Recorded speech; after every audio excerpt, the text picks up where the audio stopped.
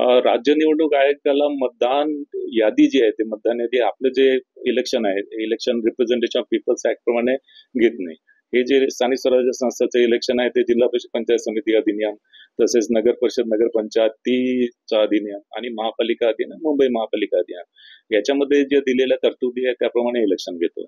आणि या सर्व अधिनियमामध्ये इलेक्शन कमिशन ऑफ इंडियाकडची यादी ही आपण गृहीत धरून त्या अनुषंगाने आपण इलेक्शन कंडक्ट करतो. कारण की आता समजा 1 जुलै 25 ची डेट जर आम्हाला संमती मिळाली तर 1 जुलै 25 रोजी जे मतदार त्या यादीमध्ये असतील ते त्याप्रमाणे आम्ही ती मतदार यादी आम्ही गृहीत धरून त्याप्रमाणे पुढचं नियोजन करू. या ECI ची जी मतदार यादी आहे त्यामध्ये कुठलाही ऍडिशन किंवा डिलेशन करण्याचा राज्य निवडणूक आयोगाला अधिकार नाही. मात्र ती यादी आम्ही वार्ड वाईज आम्ही त्याचं विभाजन करतो आणि वार्ड वाईज विभाजन केल्यानंतर मग मतदान केंद्र वाईज त्याचं विभाजन करतो. तर त्यामध्ये एखादा चुकीने मतदार एका वार्डमधून दुसऱ्या वार्डमध्ये चुकीने दाखवला गेला किंवा विधानसभा मतदार यादीमध्ये त्याचं नाव आहे पण आमच्या मतदार यादीमध्ये तो रिफ्लेक्ट नाही झाला तर ते करेक्शन्स ते आम्ही करू शकतो. मात्र कुठले मतदार ऍड करायचे किंवा डिलीट करायचे हा अधिकार राज्य निवडणूक आयोगाला नाहीये. पण काही क्लरिकल मिस्टेक असतील, काही लिंग दर्शनामध्ये मिस्टेक्स झालेले असतील किंवा नावामध्ये काही कुठे चुकी असेल किंवा मग ऍड्रेस मध्ये चूक असेल तर त्या क्लरिकल ज्या मिस्टेक्स आहेत त्या क्लरिकल मिस्टेक्स आम्ही आमच्या मतदार यादीमध्ये ते करू शकतो. सर याच्यात एकच आहे की दरवेळेसचं जे आहे स्थानिक स्वराज्य संस्थांच्या निवडणुकांच्या वेळेस जातं स्थानिक पातळीवर ते व्यवस्थित केलं जात नाही, यंत्रणांकडून कुठेतरी दुजाभाव केला जातो अशी एक ओरड असते. त्या अनुषंगाने काय यावेळेस प्रिकॉशन आपली असणार आहे? हा, डेफिनेटली आजच्या बैठकीमध्ये याच्यावर सविस्तर चर्चा झाली आणि विशेष करून आपल्याला माहित आहे की आपली जी वॉर्ड रचना जी आहे म्हणजे प्रभाग रचना जी आहे ती 2011च्या जनगणनेप्रमाणे झालेली आहे. पण त्यानंतर 2011 नंतर फार मोठ्या प्रमाणात मतदारांच्या संख्येमध्ये वाढ झालेली आहे आणि विशेष करून जिथे जो पेरी अर्बन एरिया आहे जो म्हणजे ग्रामीण लागणारा जो जवळ असलेला एरिया आहे तर तिथे मोठ्या प्रमाणात मोठे नवीन लेआउट पडले गेले किंवा नवीन इमारती उभ्या झाल्या. तर तिथे म्हणजे 2011 मध्ये त्या वॉर्डमध्ये जितके मतदार होते त्याच्या तुलनेमध्ये आता मतदार तिथे वाढलेले आहेत. आणि ज्यावेळेस ही यादी ज्यावेळेस विभाजन होते त्या यादी विभाजन करताना अत्यंत काटेकोरपणे आणि काळजीपूर्वक याचं विभाजन करण्याचं मी सूचना दिलेल्या आहेत. आणि विशेष करून कुठल्याही प्रकारे म्हणजे एखादी बिल्डिंग असेल तर त्या बिल्डिंग मधले काही मतदार एका मतदान केंद्राला, काही मतदार एका मतदान केंद्राला, तर असं होता कामा नये. किंवा काही वॉर्डचे मतदार आहेत त्या वॉर्ड मधून काढून दुसऱ्या वॉर्डला जोडले जाणे.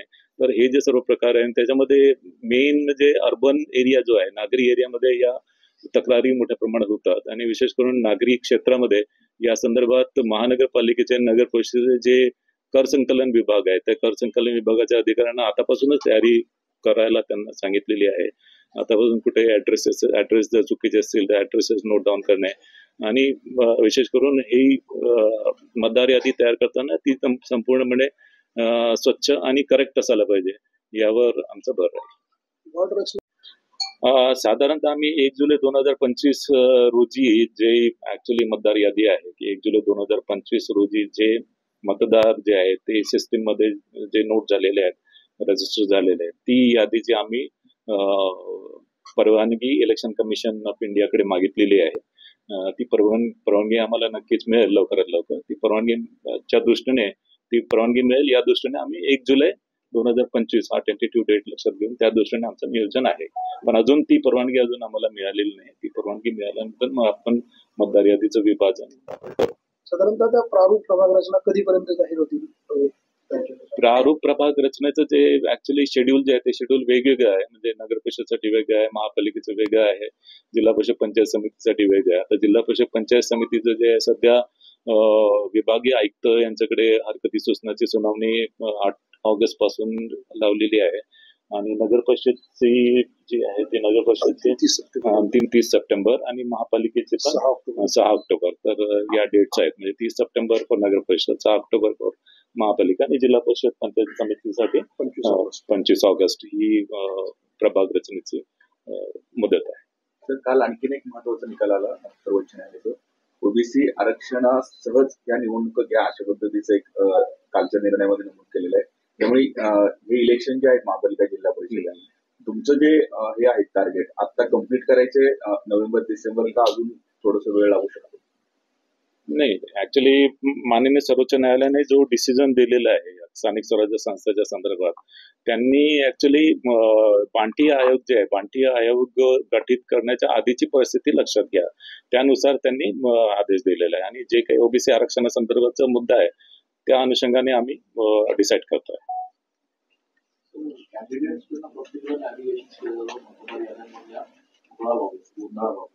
लागू करणार परत नाही, आता पण वॉर्ड रचनाचं काम आता सुरूच आहे ना. आपण ज्या नगर विकास विभागाने आणि ग्रामविकास विभागाने जे नोटिफिकेशन काढलं ते वॉर्ड रचनेचंच आहे. वॉर्ड रचना आपण करतोय आणि ते जे मी डेट्स ज्या सांगितल्या आहेत त्या वॉर्ड रचना अंतिम ज्यावेळेस डिक्लेअर होतील त्याच्याच डेट्स आहेत. पण मगाशी विचारलं होतं सर्वोच्च न्यायालयाचा जो निकाल आहे ओबीसी आरक्षणासंदर्भात, यामुळे तुमचं सध्याचं जे काम चालू आहे त्याच्यावर काही परिणाम झालाय का? काम सोपं झालं किंवा अजून काही काम वाढलं असं काही होत आहे?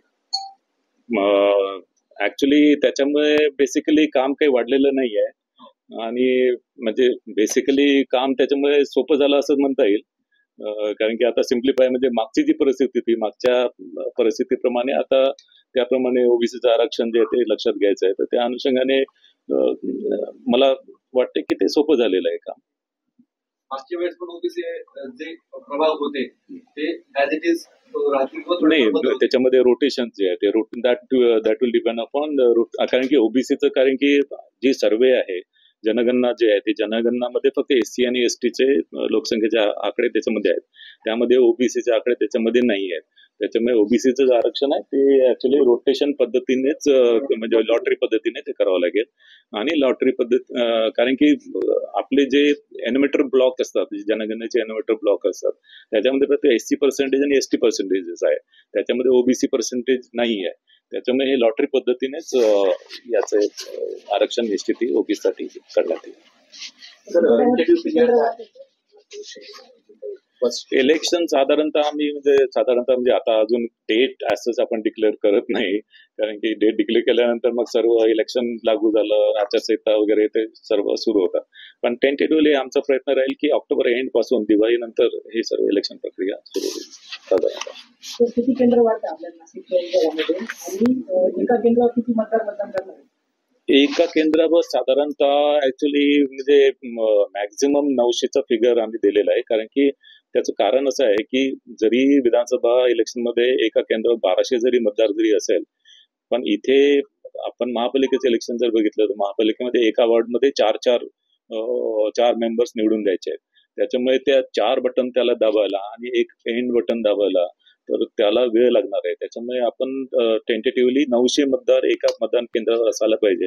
तर या दृष्टीने आम्ही प्लॅनिंग केलेलं आहे. त्यासाठी टोटल आज इथे राज्य निवडणूक आयोगामार्फत नाशिक विभागीय आयुक्त यांच्या अंडर जे सर्व जिल्हे येतात त्यामध्ये सर्व जिल्हा परिषद पंचायत समिती आणि तसेच या विभागाअंतर्गत येणाऱ्या सर्व महानगरपालिका आणि नगर परिषद पंचायत समिती यांचे स्थानिक स्वराज्य संस्थाच्या इलेक्शनच्या पूर्वतयारी संदर्भात आढावा बैठक येथे आयोजित करण्यात आलेली आहे. आपल्याला सर्वांना माहित आहे की भारतीय राज्यघटनेच्या 243 कलमाद्वारे राज्य निवडणूक आयोगाला स्थानिक स्वराज्य संस्थेचे इलेक्शन घेण्याचं पॉवर देण्यात आलेले आहे. आणि रिसेंटली माननीय सर्वोच्च न्यायालयाने दिलेल्या निर्णयाप्रमाणे हे इलेक्शन आहे ते इलेक्शन टाइम बाउंड आपल्याला कंडक्ट करायचं आहे. माननीय सर्वोच्च न्यायालयाने 4 महिन्याचा कालावधी हे इलेक्शन कंडक्ट करण्यासाठी दिला. त्या अनुषंगाने आजची जी आढावा बैठक आहे यामध्ये बेसिकली जिल्ह्यातील निवडणुकीसाठी पात्र असलेल्या सर्व स्थानिक स्वराज्य संस्थेमध्ये इलेक्शन कंडक्ट करण्यासाठी पूर्वतयारीच्या अनुषंगाने मतदार यादी ची तयारी, मतदार यादी विभाजनाचं प्लॅनिंग सर्व स्थानिक स्वराज्य संस्थांनी आहे, मतदान केंद्राची संख्या निश्चित करणे आणि मतदान यंत्र आणि इतर निवडणूक साहित्यांचा आढावा घेणे, आणि यामध्ये सर्व मतदान केंद्र आणि याच्यामध्ये ऍडिशनल जे मतदान केंद्र आयडेंटिफाय झाले त्याच्यामध्ये आवश्यक सोयी सुविधा आहेत किंवा कसे याचा आणि या ते या निवडणुकीमध्ये 21,573 इतके एकूण मतदान केंद्र राहणार आहे आणि मागील निवडणुकीमध्ये 15,940 इतके मतदान केंद्र होते. म्हणजे साधारणतः याचं किती 30% साधारणतः 30% मतदान केंद्र वाढलेले आहे पूर्ण डिव्हिजन पूर्ण डिव्हिजन. येस, पूर्ण डिव्हिजन. पण युवकांच्या संख्येत कितपत वाढ झाली? युवकांच्या संख्येत ही आकडे तर माझ्याकडे नाही आहे सध्या, पण आपण 1 जुलैपर्यंत, कारण की पूर्ण आपल्या राज्यामध्ये मागच्या विधानसभा इलेक्शनच्या तुलनेमध्ये साधारणतः 7 लाख किंवा 10 लाख साधारणतः 10 लाख मतदार वाढलेले आहेत आणि आय प्रिझ्युम म्हणजे मला वाटते की हे 10 लाख हे नवीन मतदारच आहेत. सर, आपण मला सांगितलं की मतदार जनजागृती अभियानाबाबत पण चर्चा झाली आहे मीटिंगमध्ये. त्याचं असं दिसतं की प्रशासन बरेच काही प्रयत्न करतं पण मतदानाचा टक्का काही जास्त एवढा वाढत नाही प्रमाणामध्ये. तर याबाबत काही या पुढच्या काळामध्ये विशेष पावलं तरी जाणार नाही, आता विशेष पावलं म्हणजे याच्यामध्ये वोटर्स अवेअरनेस कॅम्प आहे, म्हणजे विविध प्रकारचे जे प्रसार माध्यम आहेत त्यांच्या माध्यमाने त्याच्यामध्ये केबल टीव्ही असेल किंवा वर्तमानपत्राच्या माध्यमाने किंवा दिंड्या असे वेगवेगळ्या ऍक्च्युली माध्यमाने जे किंवा सोशल मीडिया याच्या माध्यमाने जास्तीत जास्त मतदारांपर्यंत आम्ही पोहोचू आणि त्या दृष्टीने मतदानाची टक्केवारी जी आहे मतदानाची टक्केवारी वाढली जाईल याच्यावर आमचा फोकस आहे.